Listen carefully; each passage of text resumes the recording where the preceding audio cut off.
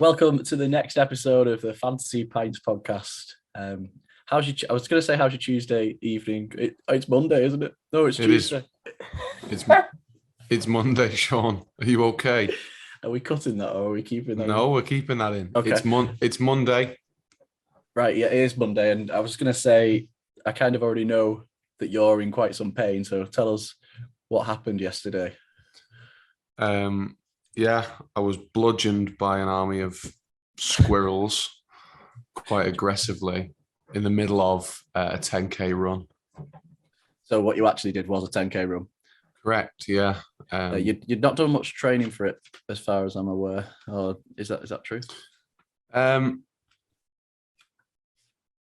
much, yeah. I think that Paul said it all. But the word amongst our sort of group chats was maybe that you'd either be walking or you'd be maybe not finishing, but you did finish in quite a decent time for someone who's kind of new to it. I think you were regretting it since you agreed to do it, really, weren't you? So yeah, you're glad to finally have it over and done with.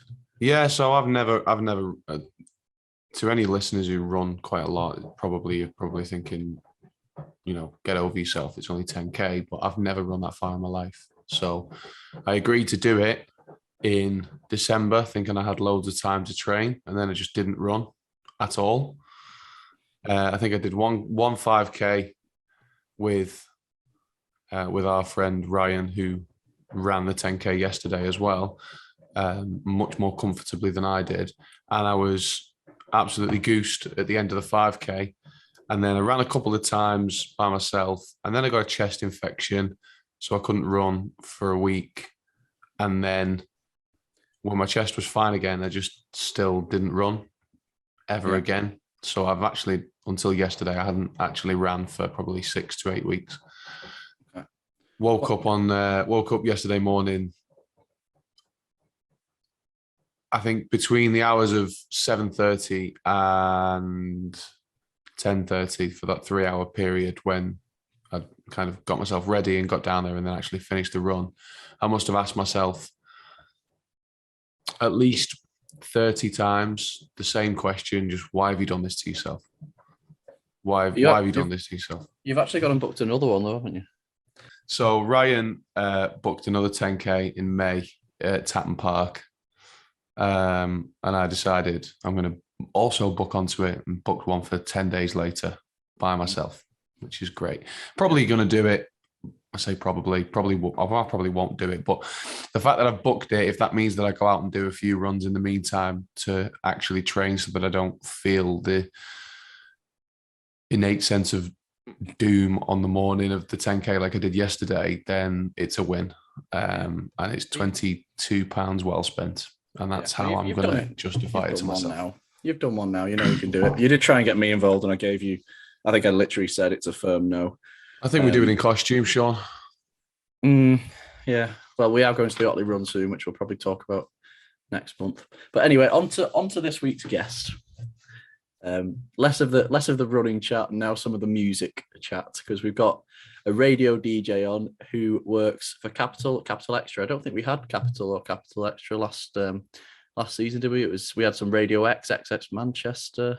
Yeah, we definitely didn't have any Capital. No, so expanding our horizons. It's Kemi Rodgers. So shall we kick off? Yeah, let's get her in. And we're joined this week by a radio DJ, a presenter from Capital Xtra, and a lot of other side projects, which we'll come on to. It's Kemi Rodgers. How are you doing? I'm good. Thanks for having me, guys. Pleasure to be on. Thanks for joining us. Thanks for giving us some of your valuable time. We really, really appreciate it. Anything for you guys. James always tells everyone about the valuable time. We never know. Time is valuable. I had about 2 hours sleep last night. So yeah, time is valuable. I get it. I'm suffering a bit, but I'm there with you. Well, you wouldn't know. You seem quite lively and energetic, so it's all. Unless if you start flagging midway through the podcast, we'll understand. You're going to think I've frozen, but it's not me freezing. It's just me just like having a micro sleep. That's fine. But we'll edit that bit out. It's fine. But yeah, as we mentioned, you're DJing on Capital at the minute, and we'll come on to that. But what I want to know is first, take it back a few years. Tell us how you got into the radio side of things. What's your kind of journey into it? Oh, do you know what? I'd say it took about 10 years from start to like, from me being like, hey, there's the radio, I want to be on it, to actually like literally being on it. It was quite a lengthy thing. I literally used to listen to like Zane Lowe every night on Radio 1 way back when. And when I was like 14, I was literally like, I want to do that. I just want to interview my favorite bands. How do I do that? Like, didn't have like an uncle in the media or whatever. So I basically like did all the media-ish courses that you could do at school. No, you're fairly limited. Did the same thing at college, and we did this like little like youth radio thing. They had this tiny like little like 1980s radio studio. I used to go into like the hospital radio, see how the desk works. And then like at uni, I did this like journalism course, which also like involved radio. And I did the student radio there, which I think is like a holy grail for anyone who works in radio and did go to university. Student radio, big up. I went to Nerve Radio in Bournemouth, which was amazing. And then just kind of like did the most awful radio shows where only my mum would listen. Like genuinely, it was really quite like humbling, because there was this feature and you could see how many people were on the live stream. No joke, there'd be like two. One would be my housemates, because I'd put it on like the stream before I left, and my mum, who would like text in and ask for requests, even though I told her that's not the format of the show. But you know, I kind of like learned my craft, just had a load of fun with it. Didn't ever get like, some like people got nominated for like the Student Radio Awards, not me. I was just putting out absolute nonsense. And then after uni, I did like this, we had this thing called like the street team, like, so like a lot of radio stations, you like put on the t-shirt, go hand up flyers, so like Mums in Sainsbury's, that kind of thing, nothing to do with radio, like to do with the brand. And I did a load of that, and eventually wormed my way into global, and then started on Capital Xtra tail end of 2019, and then started on Capital just this Christmas. So yeah, it's been fun, a lot of hard work, a lot of no's, but eventually we got there. Yeah, well, I also did journalism at uni. It sounds like you grafted a bit more than me. I think I got more embroiled into the lifestyle of university, and kind of got distracted until I ended up doing a placement towards the end, and then I was like, that's why I've been here. Work, that I remember that. Yeah. But so it must feel like quite some achievement now to be working at one of, if not the biggest, well, it's probably second biggest, isn't it, radio station in the UK. Yeah. So you obviously you DJ in the early hours as well, don't you? So what's kind of the audience like? Because in my head you'll have a mix of people who are up late, like kind of partying into the early hours, and then you'll have people who are getting up for work. Like what's it like? 100%, especially during the weekends. The majority of people who text in or message me, a lot of them are literally my drunk friends who have literally got into cabs, and it's like 2 a.m, and they're like disassociating because they're like, oh my god. I once had my brother, so I live down in Sussex, used to live down in Sussex, and he was drunk, got into this cab with a kebab, and he was like, that's my sister on the radio. And the taxi was like, give over, mate, stop it. He was like, no, let me bring my kebab in the car, that's my sister on the radio. I'm the kind of like, when everyone's drunk, I'm the best mate in the toilet, like putting their hair back, just propping them, saying there, it'll be all right, let's whack on a tune. So I feel like that's my role. And then of course, when you get early in the morning, it's like people waking up for the gym and stuff. I'm like, what are you doing up at this hour, man? But I respect it. Yeah. The earliest I've ever tried to get myself down to the gym was, I think the gym I was at the time opened at 6. I did it twice, got down there for it opening, and I would never, ever do it again. Never. So the first time I did it wasn't too bad. Kind of sat there and thought, why have you done this to yourself? The second time, I had a shower afterwards, and this is a gym I'd been at for years, Sean. It was DW. Obviously, you'll know. And big up. The showers were absolutely freezing. The heating had either not been turned on or was broke. And when I asked, why is that? I didn't really get a straight answer other than, well, it's 6:45. So you'd think they turn the water on before it starts, though. Well, yeah, you'd expect so. So that's going to put you off then, yeah. Put me off for life. Do you know, that could have probably happened at 8 p.m. in the evening on a different day, but in my mind, it happened because it was 6 a.m. So I've never done it again. I hope you were listening to Capital or Capital Xtra when you got up so early. 100%. Of course he was. He does the research. No, I this is the thing. Like, if I'm waking up for work, I can wake up at any hour from any amount of sleep. If it's my choice, do you know what? I can't even get to the gym for 8 in the morning. I'm not going to lie to you. 9 a.m. is the earliest that I can like actually do anything that's like just me getting up of my own accord. So when people are like, oh, I don't know how you do it, I'm like, I don't know how I do it either. Genuinely, I'm like a laying kind of girl, a 9 hours kind of night kind of person. So I'm just freestyling. Yeah. No, I'm definitely not a morning person. I've tried it a few times, but it's surprising me that James is moaning about getting up at 6 o'clock in the morning when he now has a 2-year-old daughter. So I'm assuming you've been woke up a lot earlier than that. Well, this to be fair was 6 or 7 years ago when I actually still went to the gym for a start, and definitely did not have a 2-year-old daughter. No. Things have got to change. Your priorities have changed. That's fine. We can let you off. Of course, it was 6 a.m. is a lie-in these days. Oh God, yeah. Yeah, very true. Oh God, I forget. Yeah, kids get you up early. Sorry for the lack of lie-ins these days. But we'll go back onto music then after that off-piste early gym talk. I want to know, does it sort of fit your music taste? I assume like you fit to you work to a playlist, don't you? That's been yes, so, yeah. Does it fit your music taste, or is it sometimes a bit frustrating? You want to kind of get some of your own taste? No, do you know what it does? But I'd say like it fits nicely different segments of my music taste. I feel like I'm not just one thing. So I like doing 2 stations. Obviously, like got Capital Xtra, which is a bit more like R&B and hip hop. We throw in like a lot of like 90s noughties, like the good stuff. And I'm like, oh my God, yeah, this is a tune. Remember this from growing up. And obviously got like some new stuff, amazing. Anything Beyonce, Rihanna, Drake, I'm there for. But then also you've got Capital, which is kind of a bit more like mainstream. But you've got a lot of like, they're quite a bit dance focused as well. So you've got a few like housey bangers in there, like just some good uplifting tunes. But then you've got a whole like, there's a whole music taste that I enjoy outside of work that doesn't even get covered like on the radio, which is really nice because it means that I'm not getting bored of the same songs. Like I'm not listening to exactly the same songs in the night and then also playing them in the day. So I get genuine excitement from playing them on the radio because I'm like, oh, this is nice to hear this. Like I kind of I'm experiencing it with the listener. But I like having a broad taste, and for that reason it's quite nice to be across, a bit greedy, but it's nice being across different stations because I get to mix it up a little bit. Yeah, absolutely. Because it wouldn't be nothing worse than if your work kind of ruins something that you'd enjoy doing at home. But is that ever happened? And then you end up hating all the songs and you're just like, oh, for goodness sake.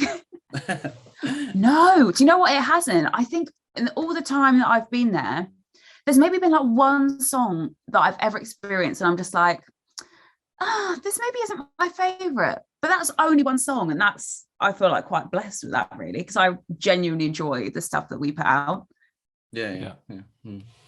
So we'll talk about the stuff you've been doing outside as well, because something I'm intrigued by is the sip on Snapchat, because I don't have Snapchat anymore. I want to know, I know nothing about it, so tell us all about it. So it's like I guess it's like an explore page on like Instagram maybe, or like TikTok, where you like kind of like swipe across, and it's basically all the biggest celebrity news from like, I say like Western culture, very like US based, very UK based. So like we've done like kind of like the countdown of like TikTok, like, or like euphoria moments, or whoever's been in the news that week, like Kim Kardashian's like top 10 whatever. So it's a very like, it's dipping my toe into that kind of like celebrity entertainment-y, like what are the biggest news stories of the week? Oh no, what's Kanye done? That kind of thing. But it's like super like short, bite-sized, very like fun to film. And yeah, I started that this year, which has been lovely to kind of do something that's very like social media focused, in addition to like obviously the radio stuff. It's just nice to mix it up a bit, you know. I actually filmed another episode today, that's why I was up so early. So no, it's really, really good fun. And yeah, check it out on your Snapchat page if anyone's got it. Sean and I probably sound like dragons when we come onto the subject of Snapchat, because we just social media. Yeah, what is that? You know, I don't use TikTok, but I use Instagram, Twitter. You know, still on Facebook. Ones, yeah. But Snapchat, the only thing Sean and I think have really ever used it for is cutting and pasting, cropping photos. Yeah.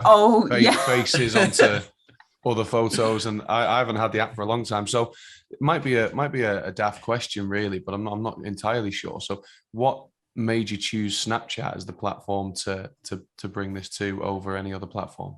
So it wasn't my choice. It's a production company called Brave Bison. They've like commissioned a load of different shows for Snapchat for maybe different publications and stuff. So I think you've already kind of got a relationship, but apparently it's quite big with the US audience. And I guess the more Gen Zers, I'm a millennial, I'm probably like the old mum, but you know, like I feel like for a younger audience, like my younger brothers, they still use Snapchat. And I'm like, wait, what? I thought it came and went, but no, it is around. I'm just too old. But of course, I've got it now and I watch the thing. I'm like, oh, no, it is active. And it's changed a lot since like back in the day when it first came out and we were on it 100%. So I guess it's nice to like kind of get to a different audience because I suppose everyone's doing stuff on like TikTok and Instagram. So it's nice to like do something a little bit different. I think the way you said sort of you're up and recording straight away and you've got so many little different things going on. Are you someone who needs to constantly keep busy, do you think? Is that Oh yeah. Oh yes. Literally, I work so much. Like the last few days I've only had like 2 hours sleep. So I'm like working overnight and then I'm working in the day, and I'm coming to the end of an 11-day straight kind of like working, and I'm just like, well, when's the next work coming in? Okay, what's the next thing? I'm very much like, I can't sit still for like 1 minute. I always have to be like doing something. On my days off, I like go into work and like practice DJing or put another mix together or something, because I just feel like I need to be very like on the move. I've struggled to relax, not gonna lie. I'm struggling to relax. I'm like, okay, like I have to schedule in like, no, just read a book or just do something to enjoy yourself. Like not everything is work. So yeah, that's definitely a downfall of mine, I think. Do you almost feel like if you have a day off, everything then kind of sets in and then you crash? Whereas if you just carry on, you almost go into autopilot. Because I've suffered with this in the past, where if, you know, you're in the zone and you're in the process of just working. Obviously, you and I work in completely different fields, and you're probably working much harder than I ever have. You're a parent, so no. Do not. You're working the hardest out of everyone. But Jess works quite hard, doesn't she, James? Yeah, she works harder than me, to be fair. But you know, when you're in the mindset and in the zone almost of just working every day, you almost don't feel it. And people will ask you the question like, how have you not had a day off? But you don't feel it until you do have a day off, and then it all hits you.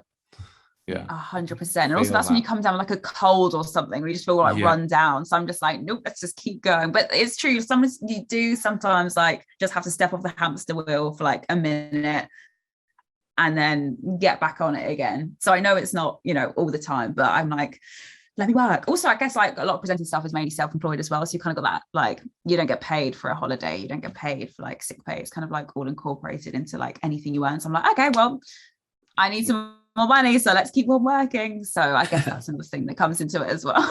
Just see those dollar signs in your eyes. Yeah, definitely. And well, I've seen a few names of the sort of side projects and companies you've worked for separately, because James will often criticize my preparation for this thing, but I do some research. Very I promise. Prepared. I'm impressed. Well, I'm going to name a couple that I've seen. CBBC, what I believe you've done something for those. So what's that? Oh yeah, they did like I'm trying to remember what it was. They did like this kind of like social media campaign for obviously like kids regarding like safety on the internet, which was like a lot more advanced than when like maybe we were doing like IT and like school, and like it's like here's Paint and here's Internet Explorer and like this is an Excel spreadsheet. It was really, really cool, kind of like obviously teaching kids like who are literally on social media how to spot fake news. And I was like, wow, someone tell Donald Trump, like he needs that. Send him the link. But no, it was really cool. So yeah, I've done a few little bits and bobs with them, like mainly for their like online content, which has been lovely. And also just nice to kind of like mix it up a little bit. Like obviously you're chatting to kids, so you're kind of like presenting in a bit of a different way. And I guess it's just quite a nice, wholesome thing to be a part of. So yeah, I really, really enjoyed doing that. Yeah.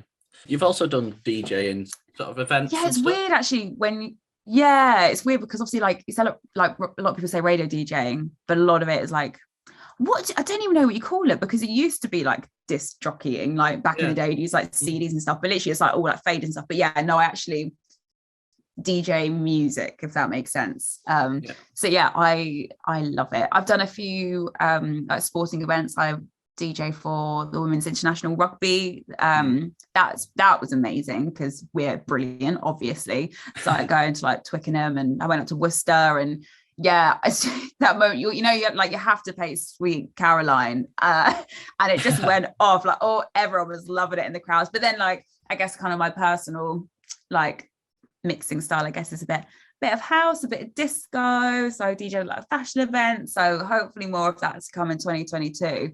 So yeah, it's kind of nice being able to like just do like very varying different things, if that makes sense. I never get bored with my work because each day is like something different. I feel very lucky to be able to say that. Yeah.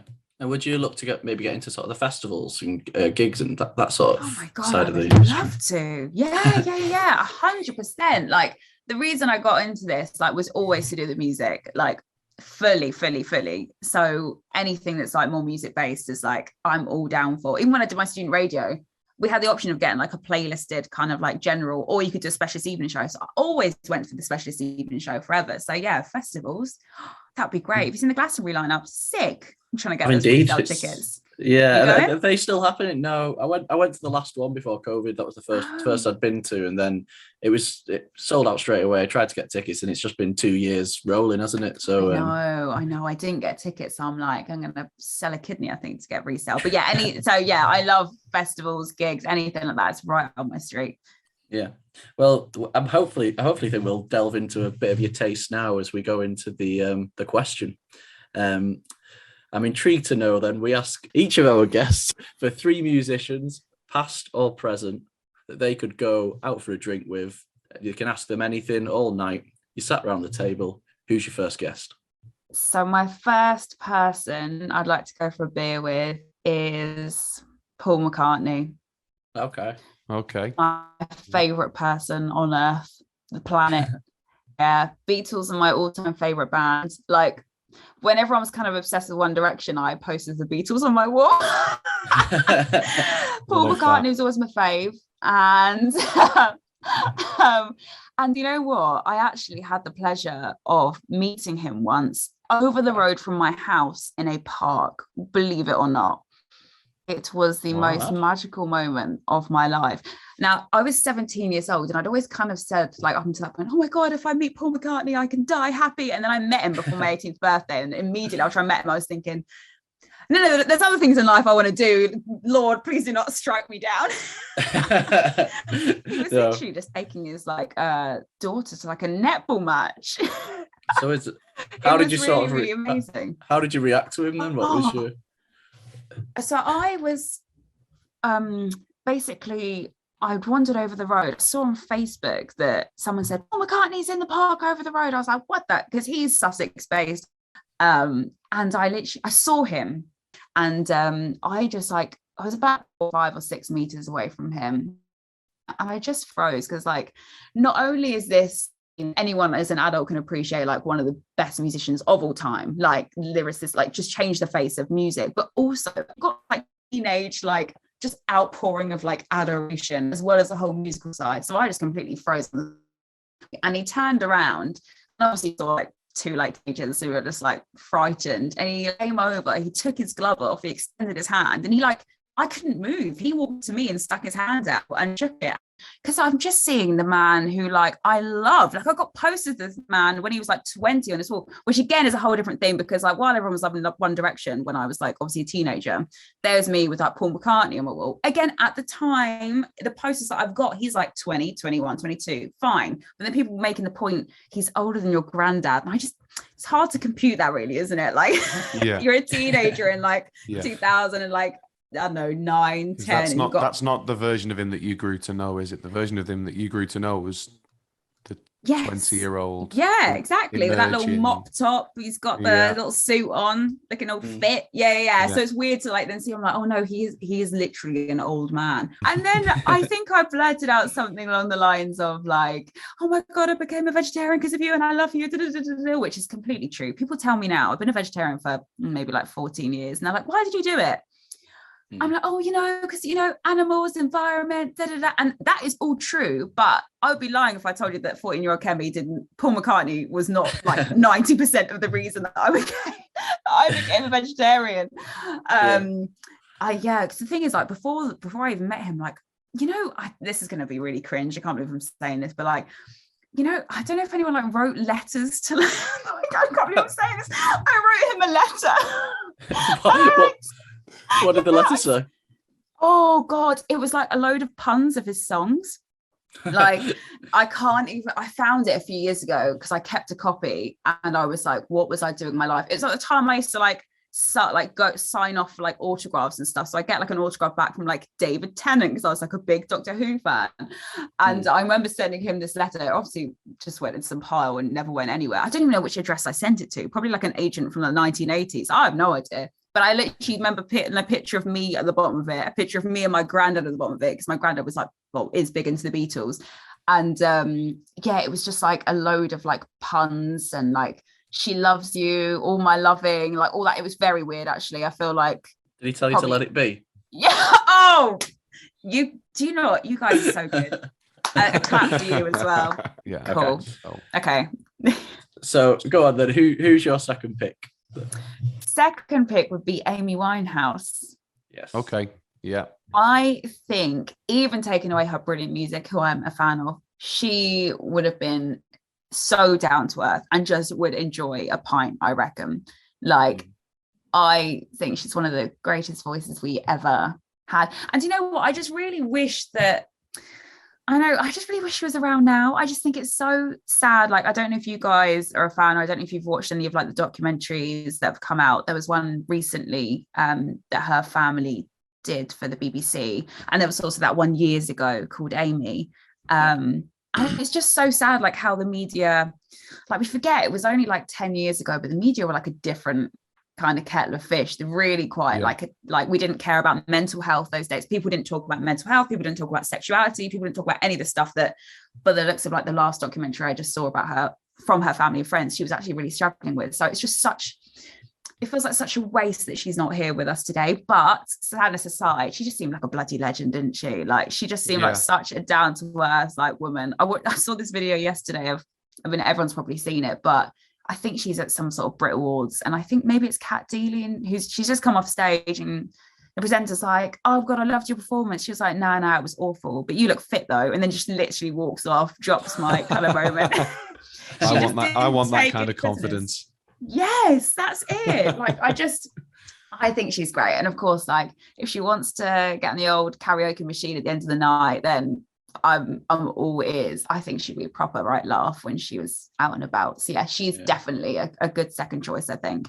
Yeah, I can't remember the name of it, but I visited that pub in Camden that she was known for going to. I've never been. No, it's a decent pub, and it's obviously got loads of like music memorabilia about. But yeah, I'm imagining that now as your setting, just purely based on. It has to be Camden. If she's taking me out for a boozer, it has to be Camden. I think actually the pub that you're chatting about, I feel like loads of musicians have maybe played there or something. I think I've read about it, but I've not been there. It's on my bucket list.